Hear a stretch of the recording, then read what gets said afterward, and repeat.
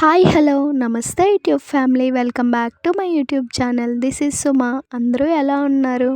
Hope you all are doing good. అందరూ బాగుండాలని మనస్ఫూర్తిగా కోరుకుంటున్నా. ఈరోజు వీడియో ఏంటంటే మేము మా ఇంట్లో మార్గశిర మాసంలో వచ్చిన ఫస్ట్ లక్ష్మీ వారం పూజ అయితే చేసుకున్నాం. మీరు కూడా చూసేయండి. ఓం మహా గణాధిపతి నమః. శుక్లాంబరధరం విష్ణు శశివర్ణం చతుర్భుజం ప్రసన్నవదనం ధ్యాయే సర్వవిఘ్నోపశాంతయే. జనం గజాననం ఏకదంతం ఉపాస్మహే. ఇటు ఓం ప్రకృతియాయ నమః. ఓం వికృతియాయ నమః. ఓం దివ్యాయ నమః. ఓం సర్వహితప్రదాయ నమః. ఓం శ్రద్ధాయ నమః. ఓం విభూత్యాయ నమః. ఓం సురభ్యాయ నమః. ఓం పరమాత్మకాయ నమః. ఓం వాచాయ నమః. ఓం పద్మాలయాయ నమః. ఓం పద్మాయ నమః. ఓం శుచాయ నమః. ఓం స్వాహాయ నమః. ఓం స్వాధాయ నమః. ఓం సుధాయ నమః. ఓం ధాన్యాయ నమః. హిరణ్మయాయ నమః. ఓం లక్ష్మాయ నమః. ఓం నిత్యపుష్పాయ నమః. ఓం నిభవర్యాయ నమః. ఓం ఆదిత్యాయ నమః. ఓం దిత్యాయ నమః. ఓం దీప్యాయ నమః. ఓం వసుదాయ నమః. ఓం వసుధరణ్యాయ నమః. ఓం కమలాయ నమః. ఓం కాంతాయ నమః. ఓం కామేక్షాయ నమః. ఓం క్రవ సంభవాయ నమః. ఓం అనుగ్రహప్రదాయ నమః. ఓం బుద్ధయే నమః. ఓం అనమాగయాయ నమః. ఓం హరివల్లాయ నమః. ఓం అశోకాయ నమః. ఓం అమృతాయ నమః. ఓం దీప్యాయ నమః. ఓం లోకశోక వినాశన్యాయ నమః.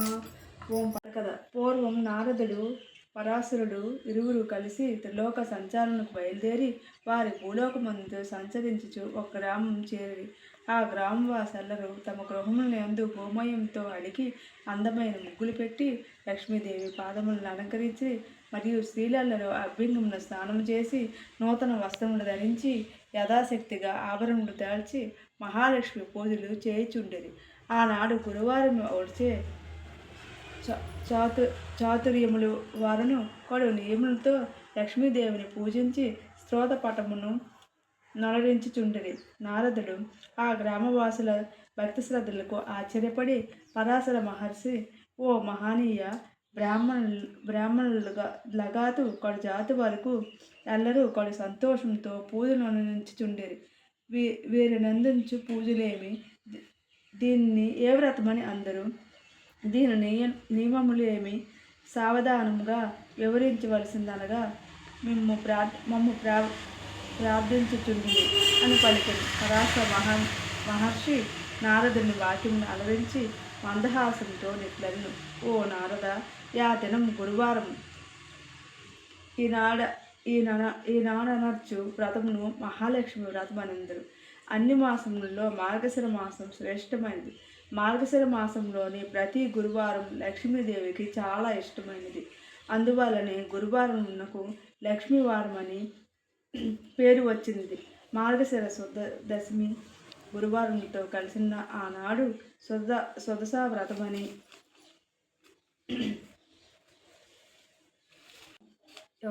అది ఒక పరము, అది మహాలక్ష్మికి ఇష్టమైనది అని పలికిన వెంటనే నారద మహర్షితో, ఓ మహనీయ, పూర్వము ఈ వ్రతముని ఎవరినైనా చేసి ఉండిరా వారెట్టి ఫలితములు ఉందని ఆ చరిత్రను సవిస్తరముగా వివరింపమని ప్రార్థించను. పరాశరుడు విని వెంటనే, ఓ నారద, నీవు మంచి కోరిక కోరితివి.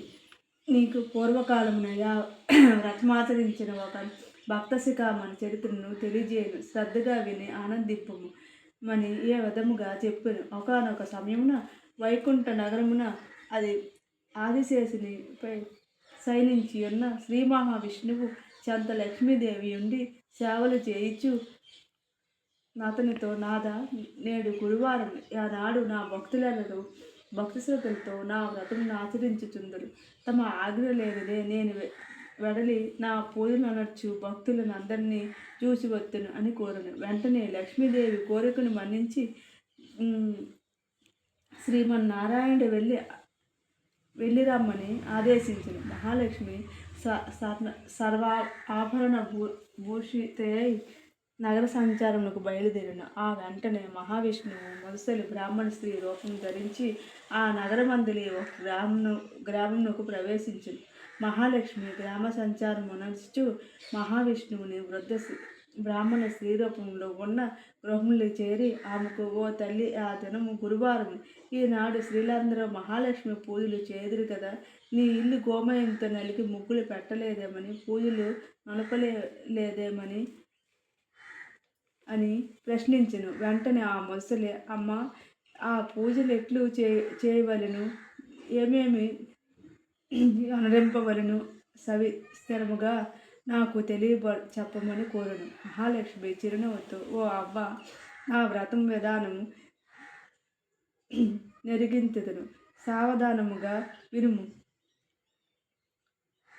మార్గశిర మాసంలో మొదటి గురువారం ప్రాతకాలం నేను నిద్రలేచి గోమయంతో ఇంటినేలికి ముగ్గులు పెట్టి పెదప మహాలక్ష్మి పాదములో ఆకారము గల ముగ్గును పెట్టవలను. కొత్త కొలత పాత్రను ఒకటి తెచ్చి కడిగి ఎండబెట్టి ఆ పెదప దాన్ని పసుపు కుంకుమలతో నలంకరించవలేను. ఆ పెదప అభ్యంగమున స్నానమునర్చి శుభ్ర వస్త్రమును ధరించి శుచిగా నుండి ఒక పీటపై కొత్త ధాన్యములను పోయవలను. మరియు కొత్త ధాన్యము కొలత పాత్ర యందు వేలయవలను. ఆ పాత్రపై పాకుకాయలు కడిగి నుంచి కొలత యందు వేయవలను. ఆ కొలత పాత్రపై పాకుకాయలు కడిగి నుంచి ఆ పెదప ధాన్యము కుంకుల వలె ఈనెలు తెచ్చి వాటిని జడలుగా అల్లి ఆ కొలత పాత్రపై నుంచవలను. మరియు ఎర్రని వస్త్రములు పుష్పములను ఉంచవలేను. ఆ పెదప మనసులోని కోరికలను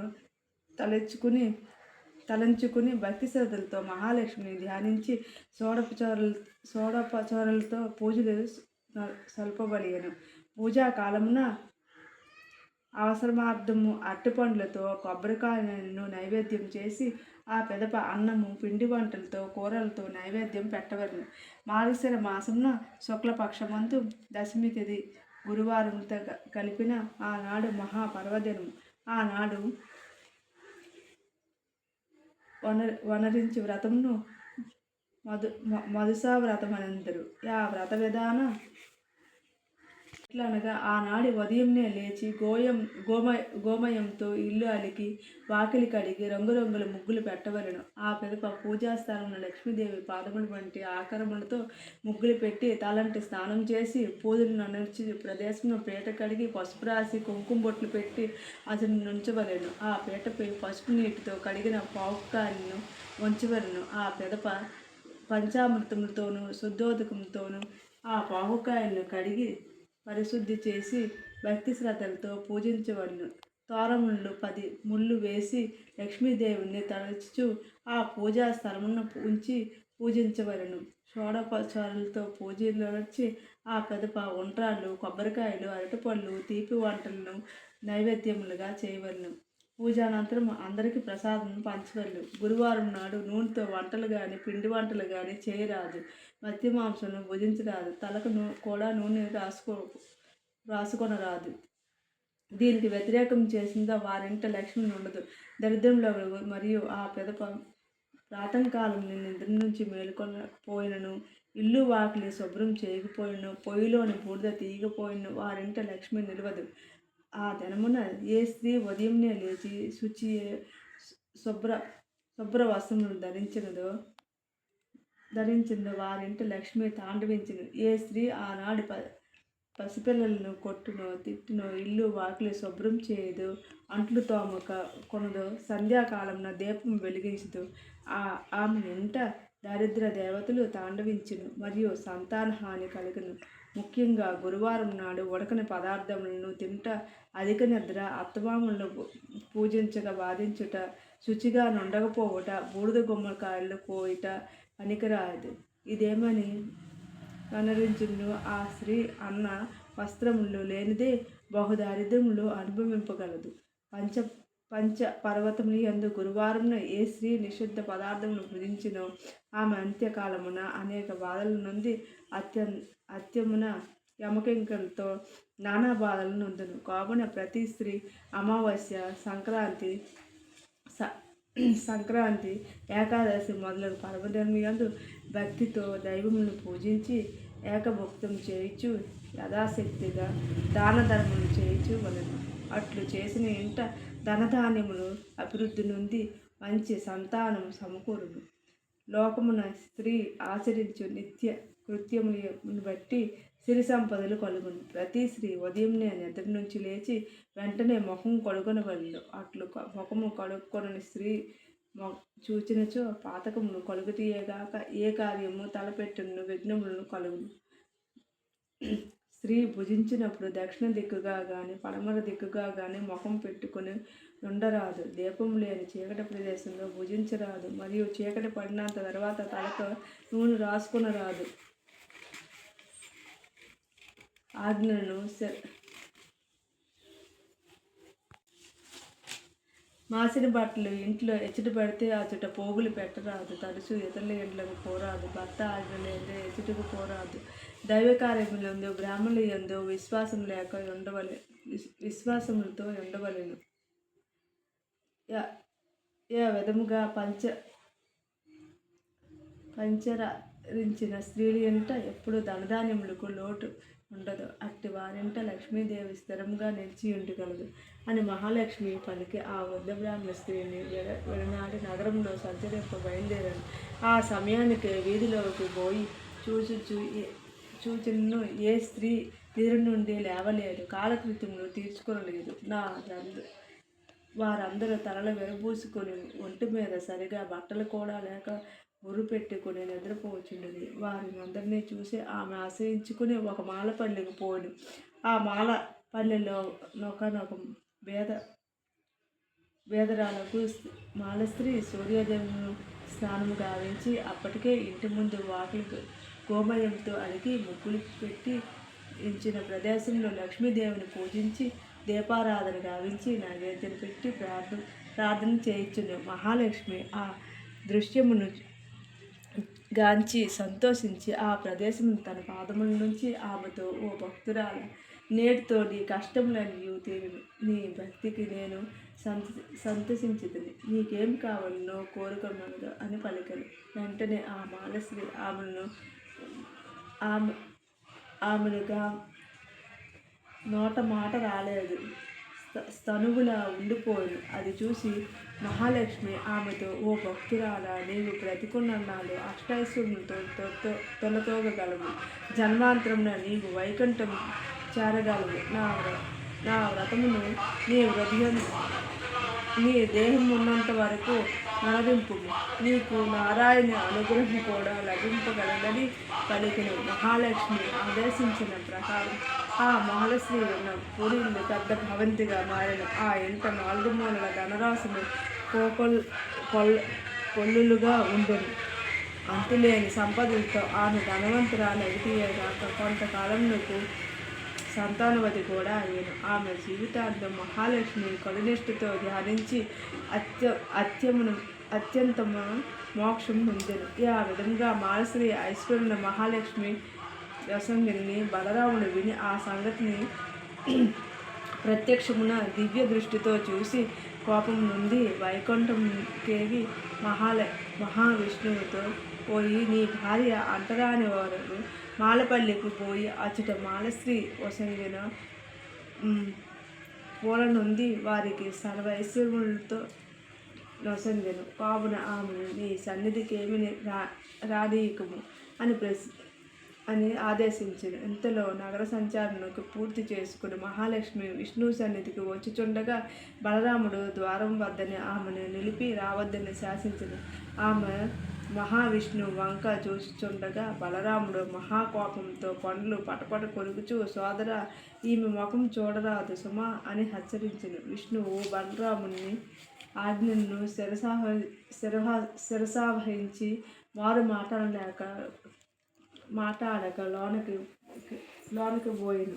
వెంటనే మహాలక్ష్మి తాను ధరించి ఉన్న సమస్త ఆభరణములను తీసి వేసి చిరిగిన వస్త్రం ధరించి కోపంతో ఇల్లు వదిలి ఎచ్చటికో వదిలిపోయాను. మహాలక్ష్మి వెళ్ళిపోయిన వెంటనే వైకుంఠంలోని శోభ నశించెను. ధనాగారంలోని ధనము మాయమయ్యెను.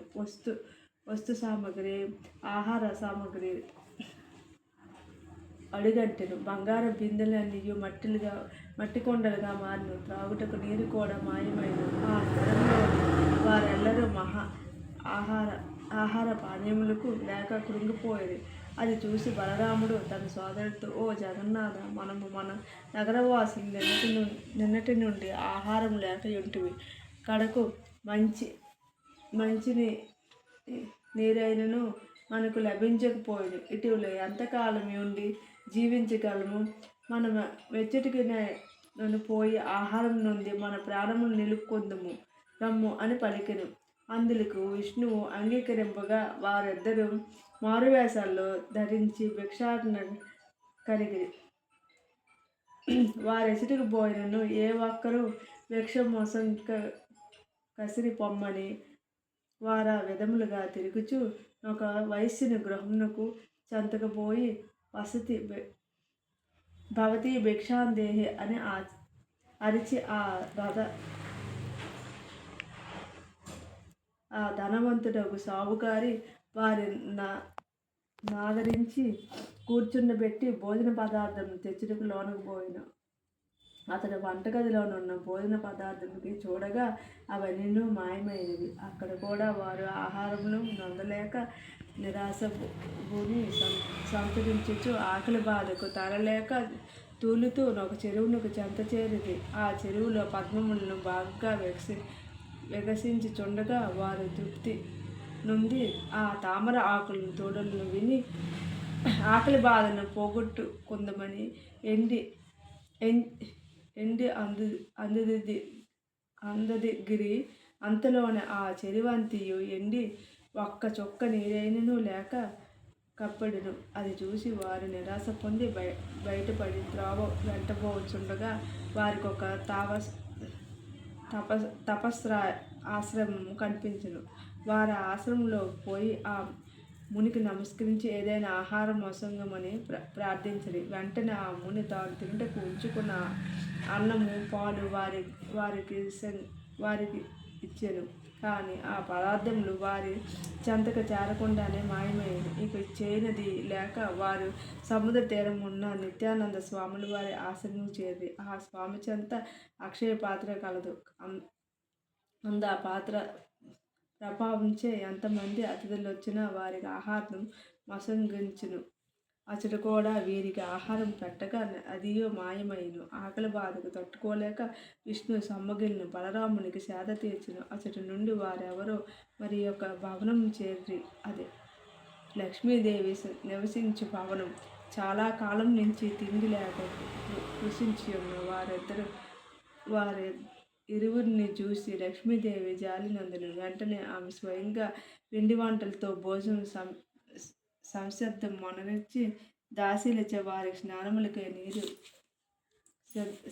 సిద్ధం చేయించి పెదప చెలికత్తెలతో భోజనం పెట్టించను. వారు తృప్తిగా భుజించి బయటనున్న అరుగుపై నిద్రించి కానీ వారికి నిద్ర పట్టకపోవడం మనసులో యోచింపసాగిరి.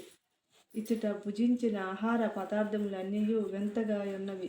అవి లక్ష్మీదేవి వండినట్లుగా ఉన్నవని యోచించి చుండగా ఒక చెలికత్తె వచ్చి, ఓ సాధువులారా, మీది ఏ గ్రామం, ఎచ్చటికి పోవచ్చుంటరి అని ప్రశ్నించగా వారికి ఏం సమాధానములు చెప్పవలనో తోచక ఒకరి మొక్కలు చూసుకుంటూ మహావిష్ణువు ఆమెతో ఇట్లనెను, ఇతడు మా అన్నయ్య బలరాముడు, నేను నారాయణుడు. మా తొందరపాటు వల్ల నా ఇల్లాలిని ఇంటి నుండి వెళ్ళగొట్టిన దానివల్లనే మేము ఇన్ని కష్టములు అనుభవించటమే. ఏ స్త్రీ పాదస్పర్శిసే అష్టైశ్వర్యులను సమకూరును. ఏ యువతీలను కరుణా కటాక్షం వలన వంశాభివృద్ధి కలుగును. ఏ నారీ రత్నమును తనను నమ్మి కొలచిన వారికి సంపదలను నొసంగను. అట్టి లక్ష్మీదేవి మమ్ము వదిలింది. ఆనాటి నుండి మాకు కష్టములు దరిద్రములు లభించినని పలికను. పెదప ఇది లక్ష్మీ మందిరమేనని చెప్పగా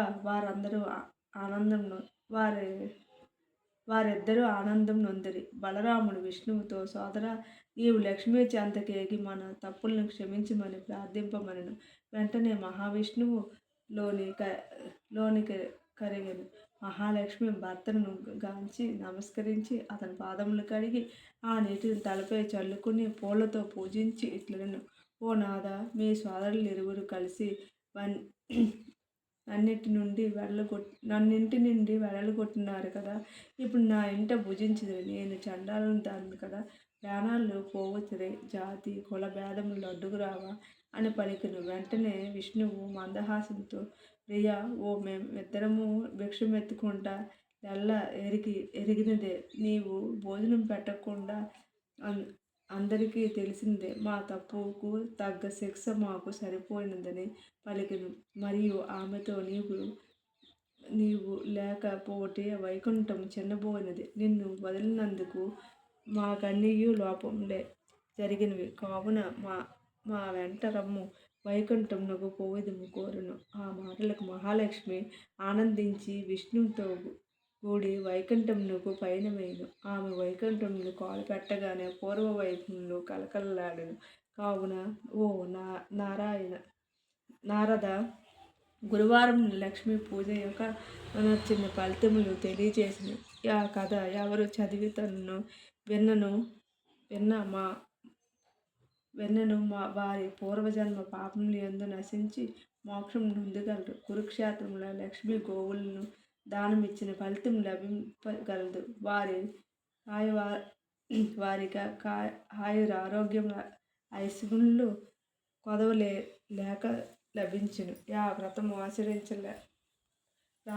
ఆచరించలేని వారు చూసినను మోక్షమును అభీష్టమును పొందగలరని పరాశర మహర్షి నారదును మహాలక్ష్మి పురాణం వివరించును.